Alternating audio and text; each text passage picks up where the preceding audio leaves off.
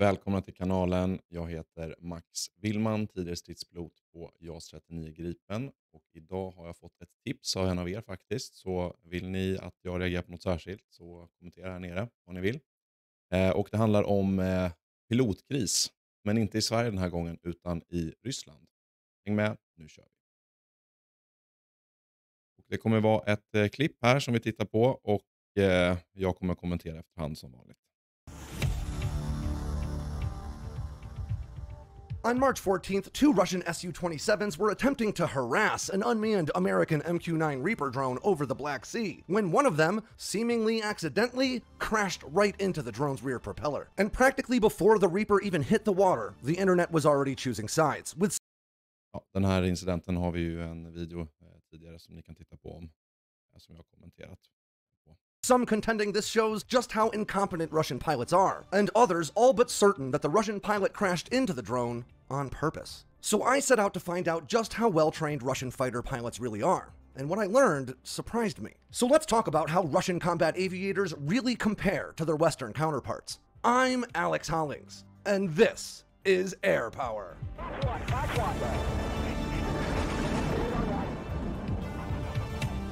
Now, if you follow defense news, you already know that intercepts between Russian and NATO aircraft are incredibly common all over the world. Ja, där ser ni ju en B-52 ser ut att vara med de luftintagen där. Och en rysk av någon form av Su-27-variant där, beväpnad. As is aggressive behavior from Russian Vi har ju A11 här. Deras motsvarighet till Robot 74 Sidewinder, lite bättre än vår Robot 74. Och sen så har de här en A10, ser ut att vara en A10C, alltså en semiaktiv radarrobot. pilots during these intercepts. We're already very accustomed to hearing American defense officials describe the behavior of Russian pilots as unsafe and unprofessional. But after that Su-27 crashed into an American drone, General Ryder took it a step further in a press conference held that same day, when he said, and I quote, "This incident demonstrates a lack of competence." Ja, jag är nog beredd att hålla med där. I min värld så var det inte meningen att flyga in i drönaren utan det var misstag. Och det hade ju lika gärna kunnat innebära att Su-27 havererade också. In addition to being unsafe and unprofessional. I've got to admit, that's the most professionally delivered burn that I've ever heard. Now, it is not at all uncommon to hear people say that Russian fighter pilots are not as well trained as their Western counterparts, particularly those from the United States. But after conspiracy theories began to surface all over the web about the Russian pilot potentially colliding with the MQ-9 on purpose, so Russian vessels in the Black Sea could recover it, that question about pilot competency within the Russian armed forces became more important. Now, I want to be clear that while Russia is actively trying to recover this drone's wreckage, even if they do, it almost certainly won't be the first time they got their hands on an MQ-9. This aircraft's been in service for over 2 decades. Ja, MQ-9 är ju Reaper då. Det är ju en av de mest använda amerikanska drönarna för övervakning och de kan även vara beväpnade ju, som vi tittade på i den videon. Där ser ni också en ganska bra bild på propellern längst bak där. And it has been shot down or crashed for other reasons over a variety of nations, including Syria, where Russian forces operate, and in Yemen and Libya, where there are forces that are friendly to Russia. So, dredging a broken Reaper up from the bottom of the Black Sea may not really be the intelligence windfall that many have made it out to be. But even if the intelligence value of taking this Reaper down was probably minimal, preventing it from continuing to gather intelligence about the conflict in Ukraine or Russian naval positions on the Black Sea could arguably be motive enough for the Russian pilots to be given the order to engage this drone in a way that allowed for plausible deniability. In other words, causing a crash seemingly by accident to avoid any kind of American retaliation. Of course, in doing so, to be clear, that would mean Russian leaders were willingly risking not only a $37 million aircraft in the midst of an ongoing war, but a valuable pilot as well. And that's a lot of risk. Ja, jag som sagt, jag tror inte att det var meningen att de skulle flyga in i den på något sätt utan de försökte att tvinga ner den med bränsle. Och vi såg innan den här Bayraktar-videon att de prövade också med att flyga in framför för ändvirvlar och så vidare. For one dated drone. But in order to really assess the likelihood of such a conspiracy, we really need to assess just how capable Russian pilots are to determine whether or not this is the sort of thing you could even order a pilot to try to do. So I set out to put together the most thorough and objective assessment of Russian pilot training you're likely to come across on this side of a think tank. Ja, vi får väl se hur pass bra han genomför den här. Det är ju öppna källor såklart och det är bara så långt som man kan komma med öppna källor. Man behöver också tillgång till hemliga källor om man ska kunna göra en bra bedömning. Vi får se vad han kom fram till här. Här ser ni också hur en cockpit kan se ut på en äldre generations flygplan. Det är ju inte direkt någonting som är motsvarigheten till en JAS 39 cockpit, utan det krävs mycket manuell övervakning bara för att flyga flygplanet. Pulling not only from publicly available data and assessments from Western experts, but also directly from statements made by Russian officials, and even a propagandist or two. And oh boy, did I find some interesting stuff. However bad you think Russian pilot training is, it's almost certainly worse. In fact, it's so bad that this is probably going to be a two-parter. What I discovered through my research is that not only are Russian pilots by and large poorly trained, but the Russian military seems to be amid a catastrophic shortage of well-trained and experienced aviators. And this does a lot more than just offer insight into the recent collision over the Black Sea. This shortage also explains a lot about the Russian performance in the skies over Ukraine to date. And further, it suggests that Russian aviation will be struggling for years to come, regardless of the outcome of this conflict. So let's dive. Det kan man också dra. Jag kan rekommendera Anders Pugg, tror han heter, Puck, någonting sånt. En dansk som har en YouTube-kanal där han analyserar mycket om säkerhetspolitik innan och nu framförallt om kriget i Ukraina. Och han har ju den anledningen att, eller hans analys är att Ryssland har haft väldigt, väldigt dåligt med folk och att de i princip har slut på den här överskottet som hade för mobiliseringen. Så det skulle ju också vara någonting som skulle stämma ganska bra på ryska flygvapnet om det stämmer också. Right into the meat of this, starting with budget. Prior to Russia's invasion of Ukraine in February of last year, Russia's entire defense budget has averaged between $61 and $69 billion per year since 2014. During that same span of time, the U.S. Air Force's annual funding alone averaged around $193.7 billion. Depending on your source, the U.S. Air Force operates around 5,200 aircraft, and the Russian military operates around 4,200. Ja, det här är ju också någonting som ibland sker på sådana här sajter och i media, Twitter, att man tar siffror och jämför dem rakt mot varandra, och eftersom USA använder mest pengar så har USA mest. USA använder absolut mest pengar och har nog den absolut största militära kompetensen eller makten, vad vi ska kalla det, i världen. Men du får ju mycket, mycket mer pang så att säga för pengarna för $1 i USA, eller så förlåt, i Ryssland än vad du får i USA. Eftersom det är lägre löneläge och så vidare. Och det är samma sak om man skulle jämföra Kina och USA till exempel. Sen tillkommer ju det också att den öppenheten som finns kring skattefinansierade saker såsom militär i en demokrati, så som USA och Sverige, den öppenheten kan du ju inte ta lika för given i Ryssland eller Kina. Så de faktiska siffrorna kan ju vara betydligt högre än vad som anges. De är sannolikt inte lägre.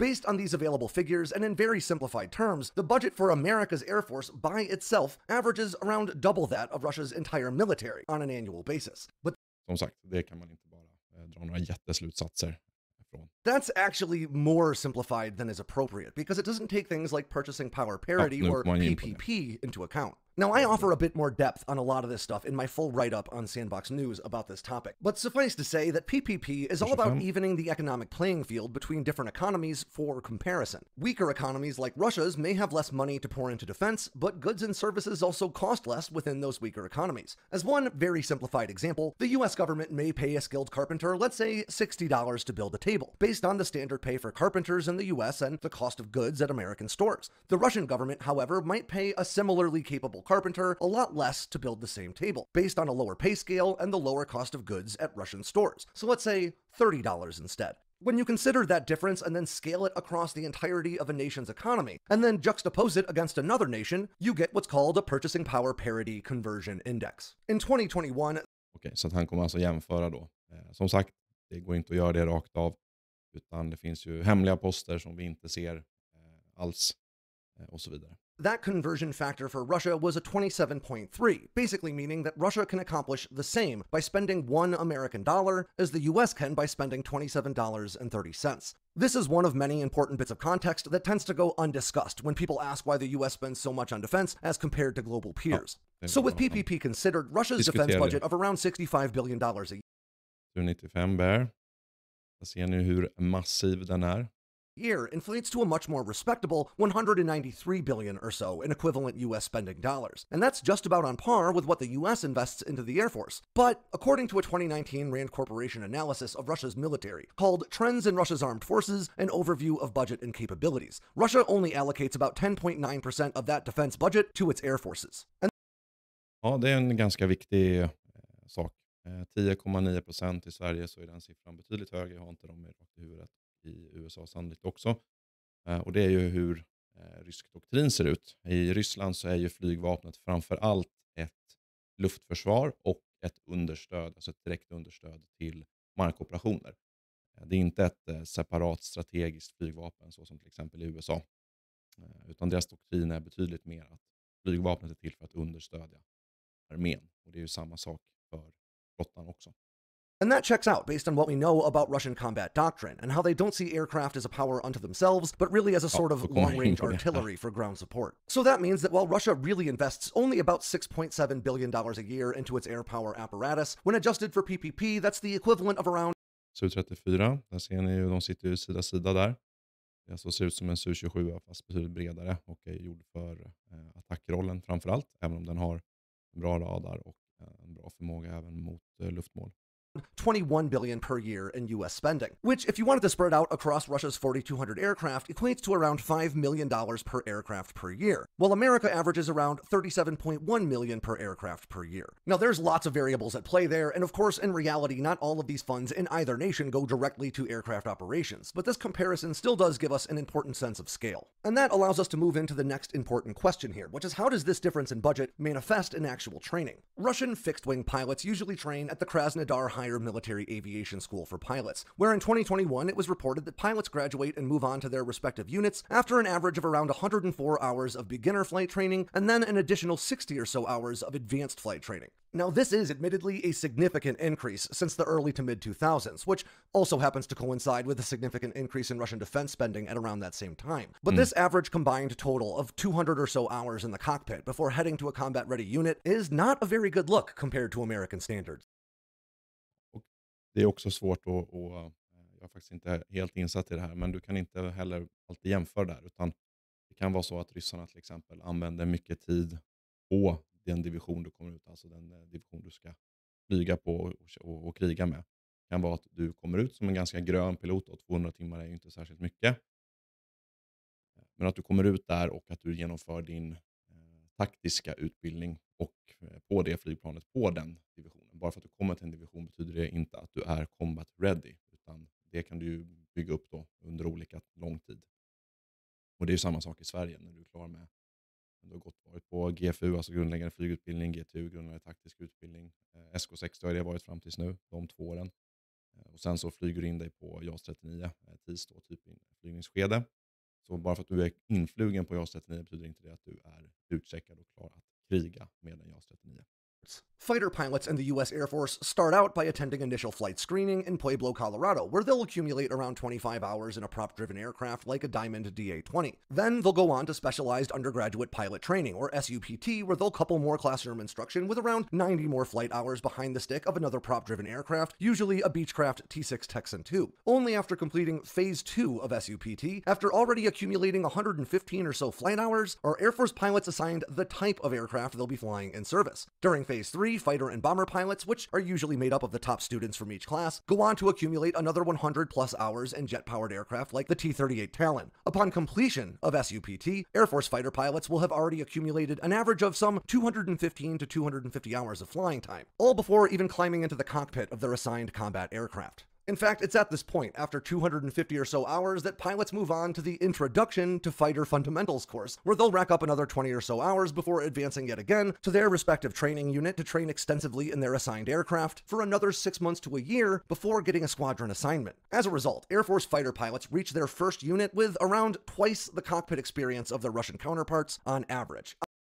Ja, jag tror ju absolut att den amerikanska flygutbildningssystemet är betydligt mer professionellt och antagligen tar fram betydligt bättre piloter än det ryska. Men som sagt, du kan alltså genomföra stor del av den utbildning som amerikanerna gör då på separata utbildningsenheter skulle du också kunna göra på respektive division. Det finns ju fördelar med att göra det på utbildningsenheter, för då har du ju lärare som är väldigt, väldigt vana vid att hantera elever, vilket gör att du kanske får en bättre kvalitet på träningen. Du kan också kanske streamlina utbildningen betydligt bättre så att det går fortare. Divisionen har ju en massa andra saker att göra också, såklart. Obviously, there are individual exceptions on either side. But that's not the end of the training gap, it's the beginning. The next important basis for comparison is continuous seat time in the aircraft you're assigned. Just like a Navy SEAL needs to continually train on the various firearms and equipment they might leverage in a fight to consistently perform at such an elite level, pilots need to fly their planes as often as possible. Ja, det är 100% håller med där. Det är stor skillnad på att ha flugit mycket under senaste tiden jämfört med att ha flugit lite senaste tiden i hur duktig du är i luften. Flygtrim pratar man ju om i Sverige, kallar man det. Och det finns ju motsvarigheter i andra länder såklart om hur man pratar. Och ju yngre du är, desto viktigare blir det här. Så är du väldigt rutinerad och har flugit under väldigt lång tid, så kan du ha ett uppehåll och komma tillbaks ganska så mycket snabbare. Men ju mer oerfaren du är, desto viktigare är det att ha flugit väldigt mycket under senare tid. To accumulate experience and grow comfortable so they're prepared to do their jobs when the sky starts literally exploding all around them. According to the International Review, Russian fighter pilots average somewhere between 70 and 120 hours of flight time per year, which shakes out to about 5.8 to 10 hours in their aircraft per month. But as the International Review points out in their own report, these are the figures provided by the Russian government, and they do appear to be artificially inflated. Ja, så mellan 70 och 120 timmar. Och det är ju en del av det hela. Sen så är det ju vad du gör för typ av övningar. Med de här 70-120 timmarna kör du väldigt mycket start, landning, instrumentinflygningar och så vidare. Så blir du ju duktig på att flyga flygplanet kanske och hantera det. Men du kommer ju inte bli bättre i luften. Det vill säga att du vill ju ha en hög andel timmar på väldigt komplexa övningar. Luftstridsövningar med mera som gör att man utvecklas. Sen tillkommer ju simulatorer som idag har blivit väldigt bra. I Sverige till exempel har vi ju förutom då simulatorer på divisionerna. På flottiljerna så finns ju också luftstridssimuleringscentrum då. Flygvapnets luftstridssimuleringscentrum FLSC som FOI driver åt flygvapnet där man tränar då luftstrid massa. Det är som ett stort LAN-nätverk av simulatorer där man krigar. Och timmarna som man lägger där är ju värda väldigt, väldigt mycket i hur duktig man är på att kriga med sitt flygplan. In fact, you can even find Russian language state media outlets running stories in 2018 congratulating one fighter unit for all of its pilots reaching 70 hours in that year. That makes it seem like 70 hours may be on the top end rather than the bottom. Now, to be clear, American fighter pilots have struggled to log what the Air Force considers to be sufficient seat time in recent years as well, particularly since the beginning of the COVID-19 pandemic. The Heritage Foundation's in-depth analysis of U.S. military power assessed that American fighter pilots across the board accumulated an average of 131 flight hours in 2020, or around 10.9 hours per month. Och det är ju ganska bra siffror. Jag skulle tippa på att det är över vad vi har i Sverige idag. Jag har inte tillgång till den informationen. Det publiceras ju öppna källor i hur mycket flygtid som produceras på respektive flygsystem. Sen så är det väl inte helt öppet hur många piloter som finns. Men det ger ju en fingervisning på hur mycket piloter flyger idag. Men som sagt, kvaliteten spelar stor roll också. But other outlets, like Air and Space Forces magazine, report far worse figures, with 2020 reflecting an average of just 8.1 hours and 2021 averaging just 6.8 hours per month. So by taking the highest possible Russian training figures and comparing them to the lowest reported American ones, we can create a very Russian-friendly basis of comparison for how much cockpit time a Russian fighter pilot might have, let's say 4 years after arriving at their first combat unit, versus an American pilot. Under those specific circumstances, your average Russian pilot will have accumulated around 680 hours in the cockpit, whereas using the lowest reported figures, an American pilot would have closer to 726 or so hours, which, while more, isn't all that far off. But when we don't stack the deck in Russia's favor and use more realistic figures, this comparison becomes a lot more one-sided, with the Russian pilot 4 years after their first combat assignment accumulating around 480 total flight hours, and the American pilot at the same point in their career closer to the 924-hour mark. Jag vet inte vad han menar med combat assignment i det här, i den här jämförelsen. Men jag tror att hans analys, även om vi inte ska titta kanske på exakta flygtimmar, är nog ganska så korrekt. Det säger att en amerikansk pilot kommer att ha flugit mer tidigare i sin karriär än en rysk pilot och antagligen därmed vara bättre. Då har vi inte börjat titta på flygsystem med mera, utan då tittar vi bara på själva piloten. mark. In other words, it's not unreasonable to say that on average, American fighter pilots tend to have about twice the cockpit experience of their Russian counterparts. And all of this is before you consider flight time in simulators, because although both nations do employ simulators, the US has invested heavily into fielding the most advanced and realistic flight simulators on the planet. In fact, you could probably buy a half dozen or more jet-powered T-38 trainer aircraft for the price of just one F-35 simulator. But Det stämmer. Om man tar då 35-simulatorn, jag har inte exakt koll på den såklart, men man tar en svenska då, MMT Multimission Trainer, som ju är för 39, så är ju den extremt detaljerad, extremt lik verkligheten när det gäller knappval, system, sensorer, och det gör ju att man kan träna väldigt realistiskt, det vill säga att en timme i simulatorn kan ge väldigt mycket. Simulatorer ger ju andra fördelar också, du kan ju träna betydligt farligare än vad du kan till exempel ute i luften. Ett enkelt exempel är ju lågflygning. Det kan du ju flyga betydligt lägre i simulatorn, eftersom vi i fred behöver förhålla oss till regler och flygsäkerhet med mera. being able to effectively leverage the capabilities of your aircraft in a fight is obviously about a lot more than just chalking up seat time in the cockpit. As the US learned the hard way in the air battles over Vietnam, realistic combat training has a huge effect on a pilot's performance, especially the first time they find themselves in a fight. Ja, de pratar ju om de här red flag övningarna som ju sker på ett par olika ställen i USA. Och nu verkar det som att övningen ACE då i norra Sverige, Norge och Finland är ju väldigt lik en red flag flygövning. Det vill säga, den är väldigt realistisk, man har mycket komplicerat motstånd med mera. Och jag tror ju att här finns en stor fördel för västländska nationer. Man övar betydligt mer komplexa uppdrag än sina ryska motsvarigheter. Men en anledning till det är ju att den ryska doktrinen säger ju också att det ryska flygvapnet ska uppträda framförallt för att understödja markoffensiven och luftförsvara. Då kanske man inte behöver vara lika komplex då, som västländska nationer. By 1969, the U.S. Navy sought to resolve this problem by establishing the Navy Strike Fighter Tactics Instructor Program, later renamed Navy Fighter Weapons School, but most of us know it as Top Gun. In 1975, the U.S. Air Force took realistic air combat training to the next level with the establishment of Red Flag, which is a massive air combat exercise that forces a variety of aircraft to coordinate with one another in a realistic setting against dissimilar aggressor aircraft, with pilots trained specifically in emulating the behavior and the tactics of opponent nations. Många amerikaner i Kuwaitkriget och i kriget senare 2003 i Irak säger ju att Red Flag-övningarna var betydligt svårare än luftkriget som utspelade sig sen på riktigt så att säga. Och de har ju ett ordspråk som heter train hard, fight easy. Today, allied nations from around the world send aviators, aircraft, and support crews to participate in Red Flag as well, ever broadening both the scale and the realism of this intense training environment. Och Sverige har varit med några gånger där borta. Tyvärr inte jag själv då.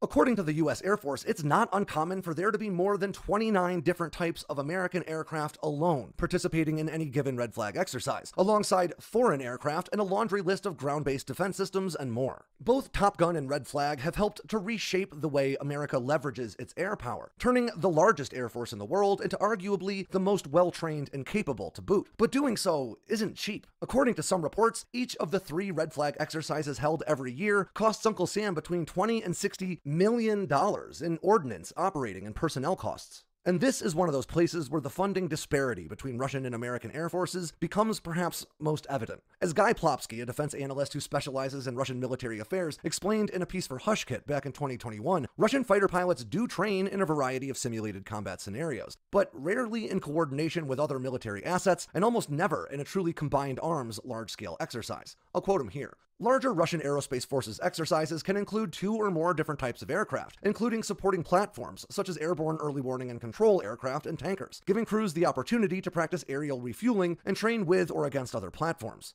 Now, it's important to note that Russia does occasionally hold joint force training exercises that may see wider participation, but not with the scope and certainly not with the regularity of American exercises like Red Flag. And this training shortcoming creates real issues for Russian forces in a large-scale conflict like Ukraine. Ja, och det är ju det vi har pratat om innan, att de har inte alls lika tränade i komplexa flygövningar, och därmed så kommer deras uppträdande också behöva vara lite mer stolpigt, om vi ska kalla det så. Det vill säga att de behöver göra sitt och kanske inte då i direkt kontakt med markstyrkorna, utan de får göra sina uppdrag så att säga, lite vid sidan av. Och man har då en targeting, vad säger man? Man får ta ut mål som man då bombar till exempel. utan att man då övar liksom tillsammans med arméstyrkorna till exempel. Utan man får sina mål och kanske från arméstyrkorna, men man har ändå inte direkt samverkan. Utan samverkan sker på någon stab istället högre upp.